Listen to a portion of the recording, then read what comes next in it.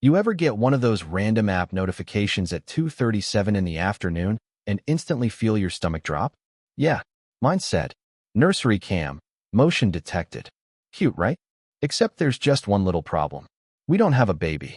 We don't have a nursery. We never set up a nursery cam. That was the moment I knew something was off.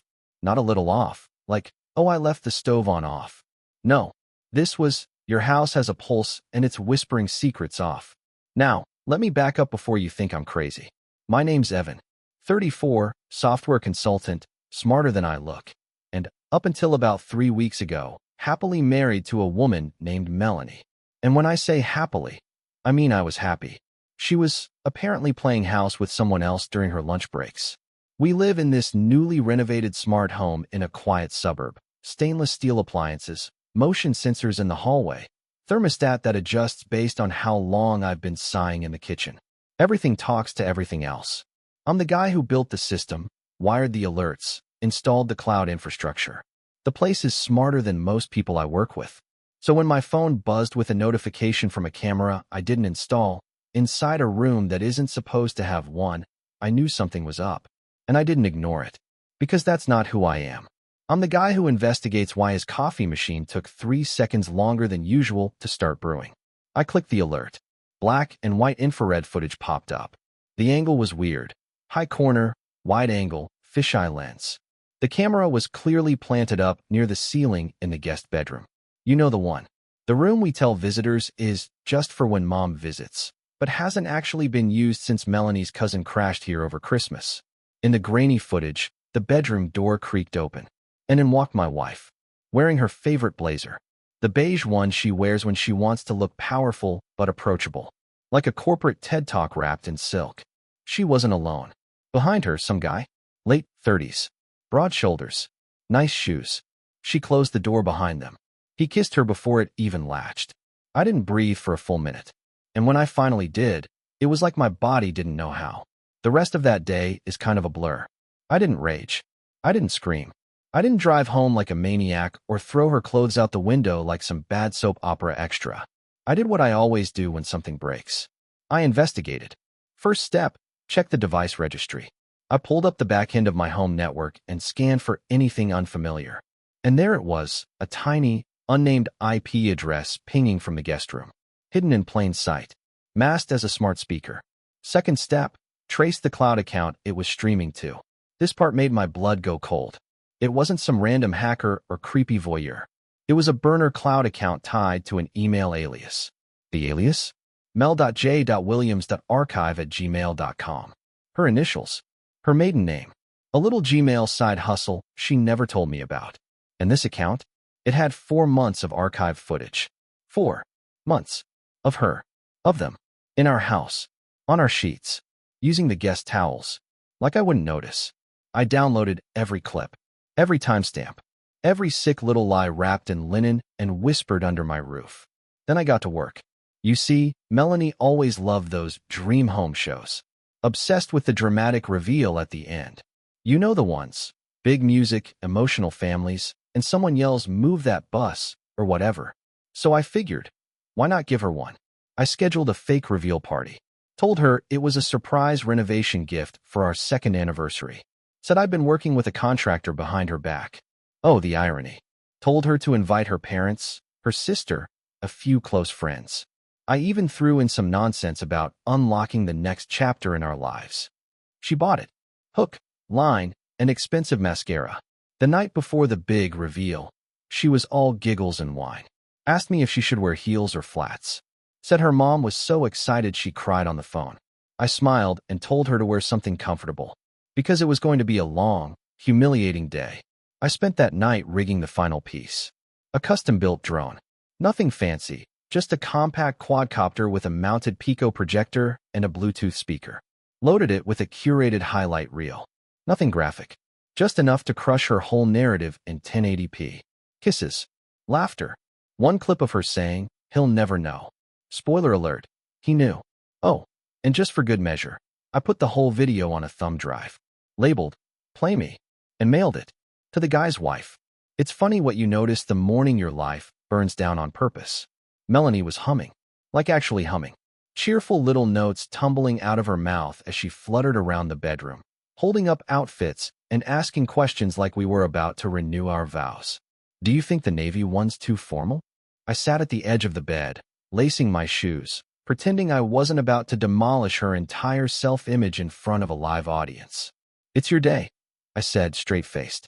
Go with whatever feels like you. She smiled, like that meant something. Spoiler alert, it didn't. The thing is, when you know the ending, it's hard to care about the scene in front of you. Every detail becomes a setup, every smile a ghost of what's about to shatter. She didn't realize it, but she was walking through a minefield with a candle in her hand, and I'd already memorized the map. And me? I wasn't mad. I was focused, because there's a certain kind of revenge that doesn't come from fury or heartbreak. It comes from precision, from knowing the truth and watching the liar talk like they're still the one in control. By 1:30 p.m., guests had started to arrive. Her mom brought a fruit tray, which I found tragically ironic. Her dad shook my hand like we were still friends. And Melanie? She floated around the living room like the queen of suburbia, sipping Prosecco and soaking up compliments about the house she was slowly poisoning. Then came the moment. Everyone to the backyard. I called. People filtered out, laughing, chatting, completely unaware of the theater I was about to unveil. I tapped my watch. A silent command. From the garage, the drone kicked on. Quiet, steady, obedient. It rose slowly, buzzing to life like a steel hornet. People turned, intrigued. Melanie furrowed her brows. What is that? I smiled. You'll see. The drone hovered above the deck, angled down toward the yard like an all-seeing eye. Then, the projector clicked on. And suddenly, the side of our freshly painted house became a screen. The first frame? Black and white. A door creaking open. Melanie stepping into the guest room. A man behind her. Silence dropped over the crowd like someone had cut the audio feed. Her mom gasped. Her dad looked like someone had hit him in the stomach with a bowling ball. Melanie? She didn't speak. Didn't blink. Just stared as the clips played, one after another. Nothing explicit. Nothing illegal. Just enough to make everyone around her see her for what she was. The coworker who apparently couldn't keep his tie on. The midday visits. The moment she said, "He's so clueless, it's almost hot." I turned to her, watched the blood drain from her face in real time. Her sister whispered, "Oh my God." Her best friend took a step back like betrayal was contagious. Melanie opened her mouth. No words came out. The drone paused. Final clip. Her leaning over the guest bed, laughing, saying, "He thinks I'm at the dentist." Fade to black. Then, in white text across the siding, "This house was never yours." I stepped forward, pulled a folder from my jacket, dropped it on the patio table in front of her. Inside, the deed, the divorce papers, the screenshot of the burner Gmail address linked to her name, and a photo of a thumb drive, the one I mailed to her little boyfriend's wife 2 days ago. "This is insane," she finally croaked, hoarse, like her throat didn't belong to her anymore. "No," I said. "This is clarity." Her dad looked at me. "You're divorcing her?" "Already filed. Judge gets it Monday. She can keep the fruit tray." Melanie turned to her mother, who took a step away from her. That's when it hit her. The party wasn't hers anymore. It never was. It was mine. The story she thought she was directing had flipped, and now she was just another character being written out of the script. Someone knocked over a glass. No one picked it up. The silence was a living thing. "I can explain," she said, to no one in particular. But there was nothing left to explain. Only consequences. She followed me inside. Of course she did. Slid the door shut behind her like she still had any say in how this went. "You ruined me," she hissed, and that was the moment I realized she still didn't get it. "No," I said. "You ruined us." I just made sure the credits rolled in surround sound. Tears came next. Big, performative ones. Like she could still flip this into a tragedy where I'm the cold villain and she's the heartbroken lead. "I was lonely," she said, reaching for that tired old script. "And you were lazy," I shot back. "You didn't even bother changing the guest room sheets." Her hand twitched, like she wanted to slap me, but knew it would just make everything worse. "There's still time." "There's nothing," I said. "The house is mine. The car's mine. The footage? Copied and archived. Evan. No. You don't get to say my name like we're equals. You get to pack. Quietly. And you get to walk away knowing you turned a smart home into a dumb affair." She stared at me like I was someone she didn't recognize. "Good. That's what growth looks like. The party broke up fast. Her family left in a daze. A few friends lingered, mostly out of morbid curiosity, like people who slowed down at a car wreck.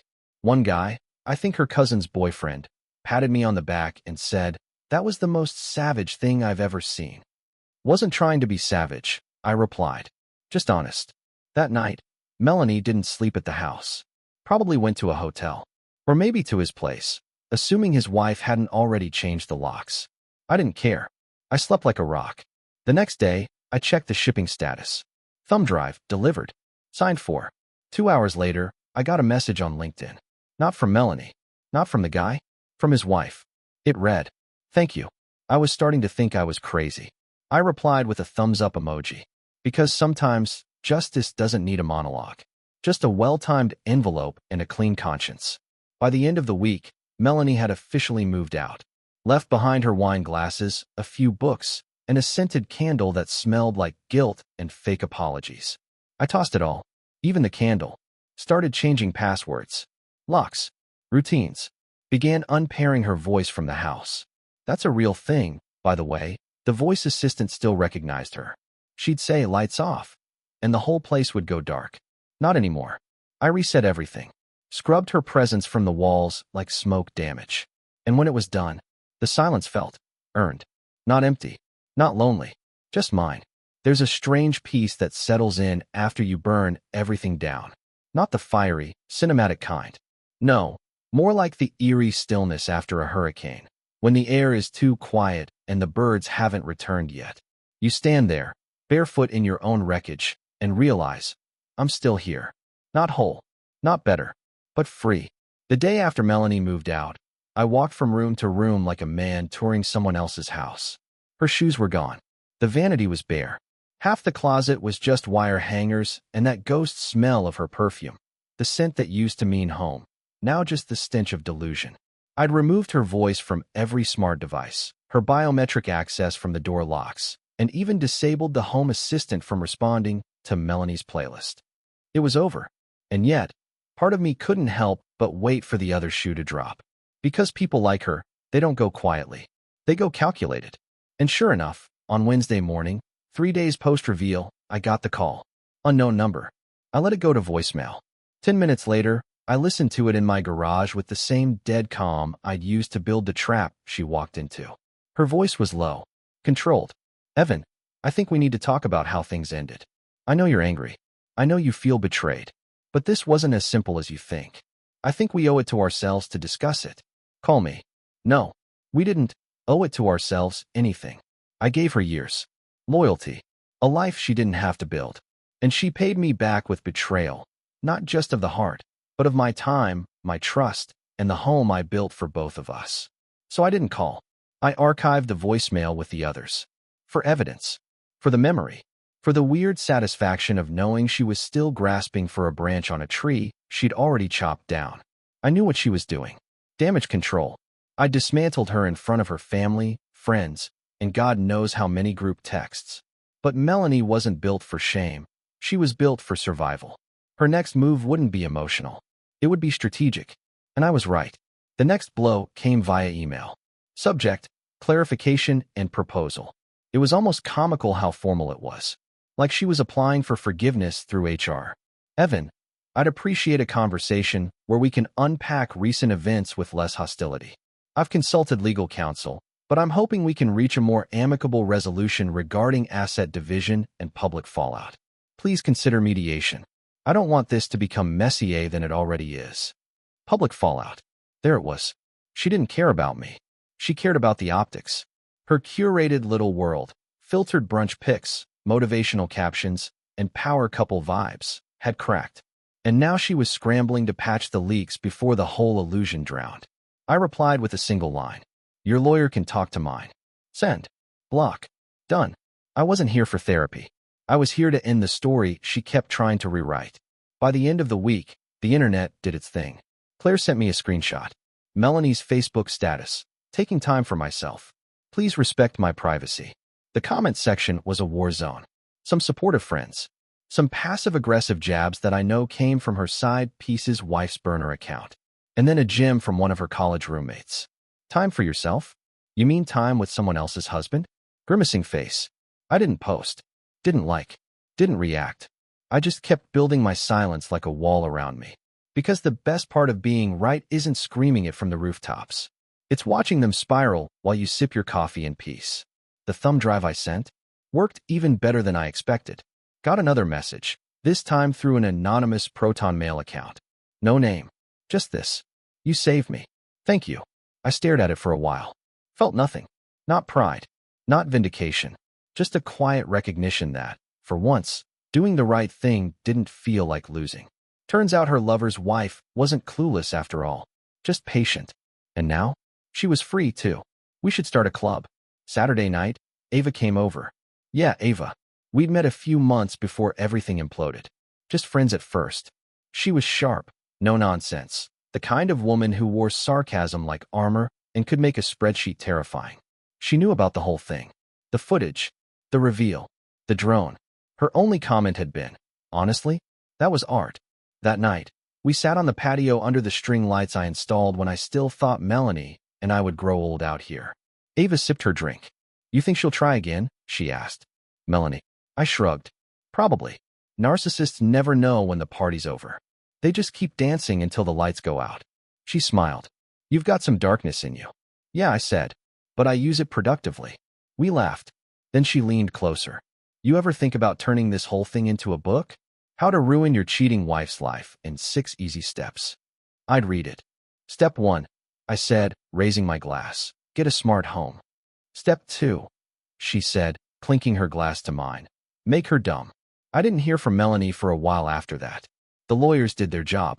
Divorce was finalized. House stayed in my name. Car 2. She tried to argue for the furniture, but that died fast when we proved she hadn't contributed a cent to it. All she got was her wardrobe, a few keepsakes, and a solid reminder that a Pinterest board does not entitle you to equity. I didn't go to the court date. Didn't need to. That was her last performance. Let her take a bow to an empty room. The final nail came quietly. An email from her ex-lover's firm, anonymous tip submission. Apparently, their HR had opened an internal investigation into unprofessional conduct tied to a recent affair that impacted workplace performance. Guess someone sent them the same footage I had. I won't say who, just that I still had the burner account handy. No point letting good footage go to waste. One night, I stood in the guest room, the one where it all started. I'd repainted the walls, replaced the bed, rewired the smart sensors. Nothing of her remained. But I kept the camera, mounted it right where I found hers. Not because I needed it, just as a reminder that people lie, that homes can rot from the inside, that trust isn't something you give. It's something you monitor. That night, I fell asleep with the windows open. No alarms. No whispers. Just silence. The kind that means you finally know who you are again.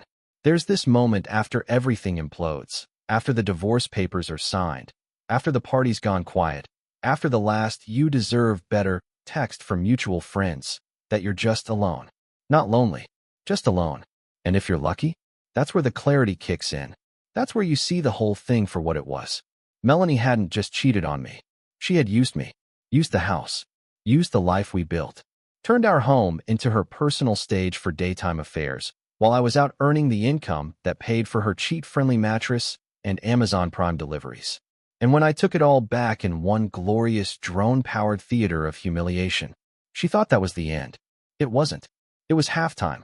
The trouble started back up about 3 weeks after the legal dust settled.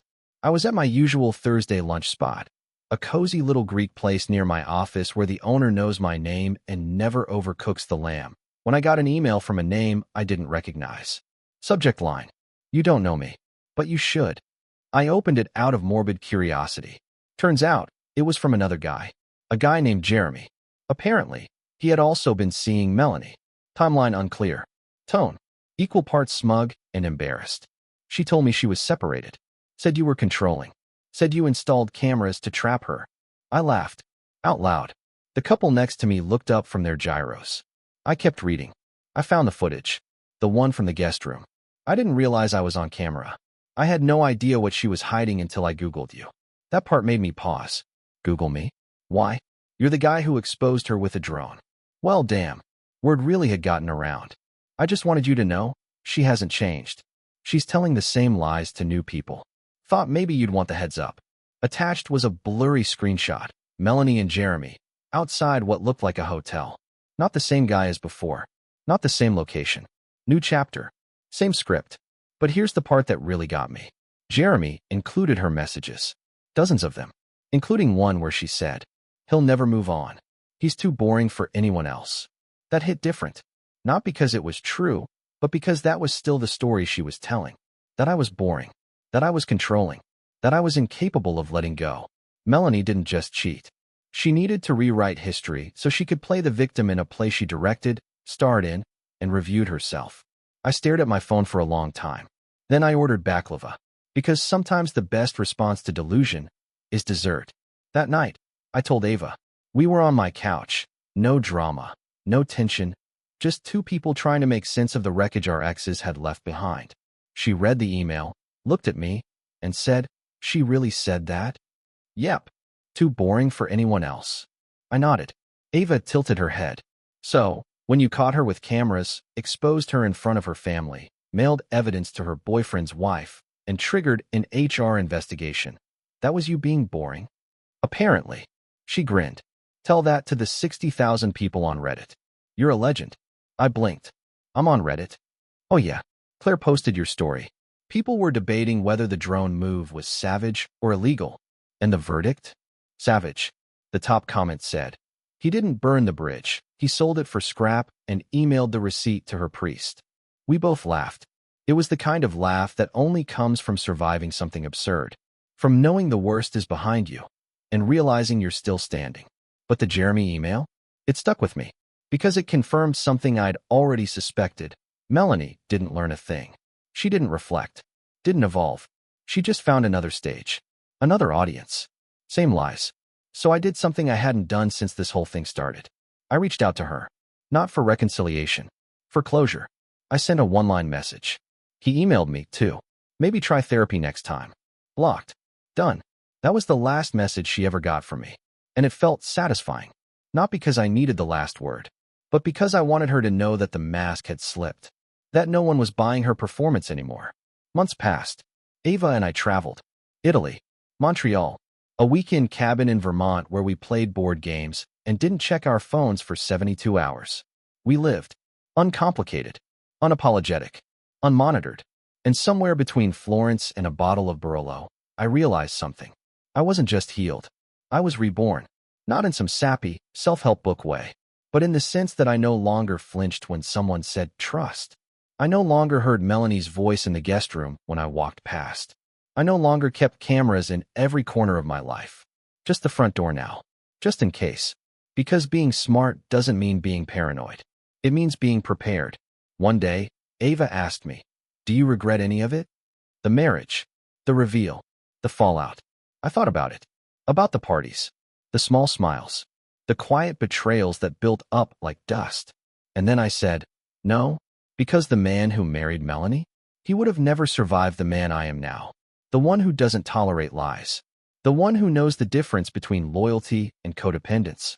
The one who finally stopped mistaking quiet for peace. Good, she said, curling into me. Because I really like this version. I smiled. Not because it was romantic, but because it was true. And this version? He doesn't miss the old house, or the old love, or the old lies wrapped in beige blazers and vanilla-scented excuses. He just keeps moving forward, with both eyes open, and the camera's off. You know the weirdest thing about healing? It's not the absence of pain. It's the absence of noise. The internal static, the buzz that used to follow me from room to room, every second filled with wondering if I missed something, if she was lying again, if I'd ever catch her in the act. It just stopped. Not overnight, not suddenly, but like a leaky faucet you finally fix. One day, the drip is gone, and you can't remember when it stopped. Just that you're not drenched in it anymore. That was life now. Peaceful. Mostly. Except for the occasional ping from ghosts of betrayals past. It was late November when Melanie's final trick rolled in. I was in the middle of installing a new home server. Yeah, nerd flex, I know. When a notice popped up from my credit monitoring service. New address added to credit file. At first, I assumed it was spam. A glitch. Whatever. Until I opened it and saw my name. connected to her new address. Which, by the way, I hadn't given her. Because why would I? She'd used my name to open a utilities account, trying to use my credit, the same credit she once said wasn't aggressive enough for luxury goals, to subsidize her new beginning. But this time, she was sloppy, because I'd frozen my credit the week after the divorce. And the company, bless their automated system, flagged the application immediately. They froze the request and notified me. She hadn't just tried to reopen a chapter, she tried to rewrite me into hers. I should have been angry, but I wasn't. I was entertained. I screenshotted everything, documented it, forwarded it to my attorney.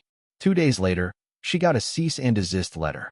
Official tone, sharp wording, the kind of thing that says, "We're not playing anymore." And just for flavor, I had the letter notarized and overnight with a signature requirement. Because if you're going to clap back, clap with receipts. She never responded, which, frankly, was the most respectful thing she'd ever done. Later that week, I told Ava. She was reading on the couch, her feet tucked under a blanket, sipping one of those teas that smells like anxiety and disappointment. She tried to open a gas account using my name. I said. Ava blinked. Wait, is she heating her shame with your credit? Apparently. She's got nerve. I'll give her that. I nodded. Or zero impulse control. Either slash or. What did you do? Torpedoed it. Lawyer sent a letter. No action required on my end now. Ava grinned. God, that's hot. What? The legal defense. No. The petty precision. We laughed. Because that was the thing about being with someone who got it. It wasn't about clinging to the drama. It was about knowing when to walk away and when to leave a signature-required package behind as a reminder. A few weeks passed.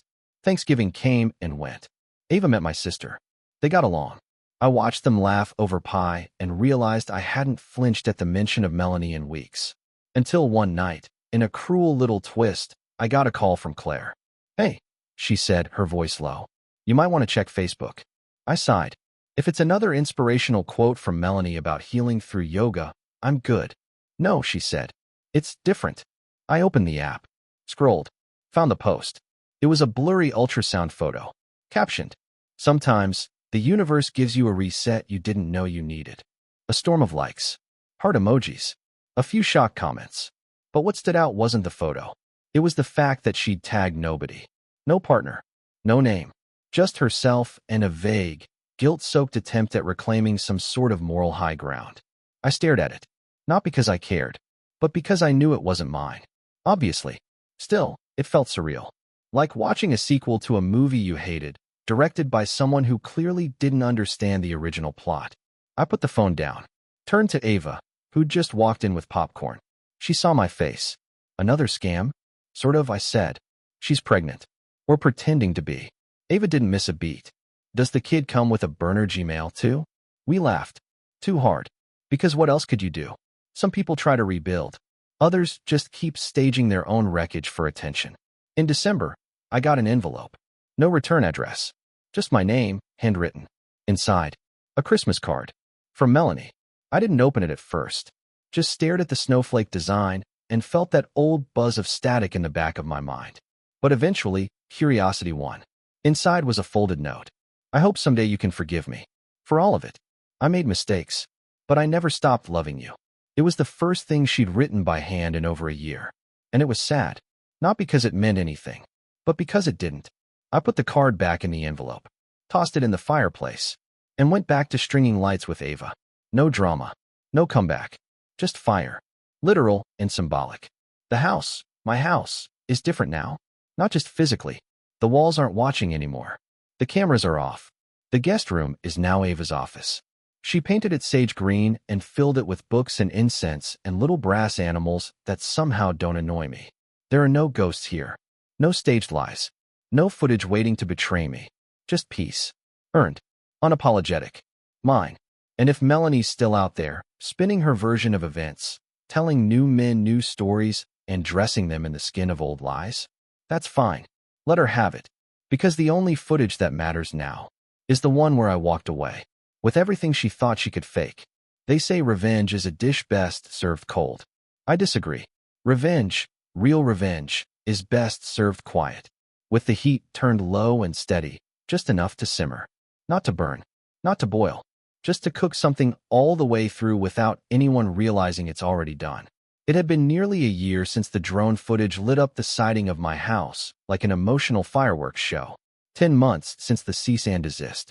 8 since Melanie tried to sneak her way into a utilities account using my name. 5 since she mailed that half-baked Christmas card asking for forgiveness wrapped in nostalgia. And yet, somehow, she still hadn't learned. I was on a late-night grocery run. Nothing dramatic, just a craving for those chili lime chips and the kind of impulse that makes you put on sweatpants and ignore adulthood for a bit, when I got a text. From an unknown number. You never responded to my letter. But I'm still hoping we can talk. I froze in the cereal aisle, one hand on a box of Frosted Flakes. She had a new number. Again, different area code. Different area altogether, probably. And she was still trying to resurrect something she had already buried. I didn't reply. I didn't even block her. That's the part that messed with her the most, I think. Not the drone footage. Not the thumb drive. Not the notarized legal letters. But the silence. I never answered. Never bit. Never gave her the satisfaction of seeing whether I was angry or sad or gloating. And that's the kind of revenge you can't film. The kind that echoes in your head when the world finally stops paying attention. That spring, Ava moved in. It wasn't some Instagram-worthy announcement or Pinterest-perfect moment. No keys and fancy bows. No cute caption about new beginnings. Just 2 mugs in the same cabinet. 2 toothbrushes on the same sink. Peace. It was weird at first, sharing space again. Not because Ava made it hard. She didn't. She's the kind of person who brings calm with her, like a storm shelter that smells like eucalyptus and cinnamon. It was weird because I kept waiting for the camera to turn on, for the betrayal to creep in again, for the fake smiles and real lies to slip back into the furniture like mold. But they didn't. Because Ava? She doesn't perform. She just is. One night, we were sitting in the backyard, string lights on, barefoot, wine in hand, when she said, "You ever think about selling the place?" I looked around. The deck where Melanie hosted her fake book club. The lawn where I revealed her affair with a literal flying projector. The guest room that used to record lies and now smelled like lemon oil and Ava's book pages. And for the first time in a long time, I said, yeah, maybe. Because I wasn't stuck. I'd won. I'd done everything I needed to do. And I didn't need to stay in the house that proved it. We sold the place in July. Above asking. The buyers were a couple from New York who wanted a smart home with good bones and a clean energy footprint. I didn't mention the drone. Didn't mention the footage. Didn't tell them about the betrayal cooked into the floorboards. Because it wasn't theirs to carry. That ghost. It was mine. And I'd already buried it. Ava and I got a place downtown. Exposed brick. Actual sunlight. No weird sensors in the corners. It wasn't smarter than me. It didn't need to be. We threw a housewarming party. Small, chill. Her friends brought wine. Mine brought bad jokes. Nobody brought drama. At one point, while I was standing in the kitchen, someone tapped my shoulder. It was Claire. She looked at me, glass of white wine in hand, and said, "So, I ran into your ex." I blinked. "Melanie." She nodded. "Where?" "Target." She was different. "How so?" Claire hesitated. Honestly, she looked exhausted, like someone who's running from her own name. I just nodded. Didn't ask for more. Didn't need to know. Because I'd already seen the final scene of that story. She spirals. I build. She scrambles. I reset. She wants closure. I already have it. A week later, I found something while unpacking. It was tucked behind a stack of old cables and backup drives. One of the original thumb drives I used to archive the security footage. The one with the earliest clips. From the day I got that very first nursery cam alert. I almost threw it out. Almost. But then I paused. Sat down. Plugged it in. And watched. Not out of anger. Not out of nostalgia. Out of curiosity. The footage played. Melanie walking into the guest room. The guy behind her. Their nervous laughter. Her saying, "It's fine, he never checks this room." I watched it like it was a documentary about someone I'd never met. No anger. No heartbreak. Just distance. Then I ejected the drive, walked to the balcony, and chucked it as far as I could. It landed somewhere in the alley. I didn't bother watching where. That part of my life. It's out of range now. You want to know what revenge really looks like? It's not the drone footage. It's not the divorce papers. It's not the cease and desists, or the thumb drives, or the inbox full of desperate little "let's talk" attempts. It's walking into a room and not flinching at the thought of betrayal. It's having nothing to hide, nothing to fear, and no interest in reopening old wounds. It's building something better without needing to post about it, without needing to prove anything to anyone, especially her. And if she's out there, still rewriting the script, still casting herself as the misunderstood one, let her. Because the lights are off now, the cameras are down, and the only thing left playing is silence. Subscribe to the channel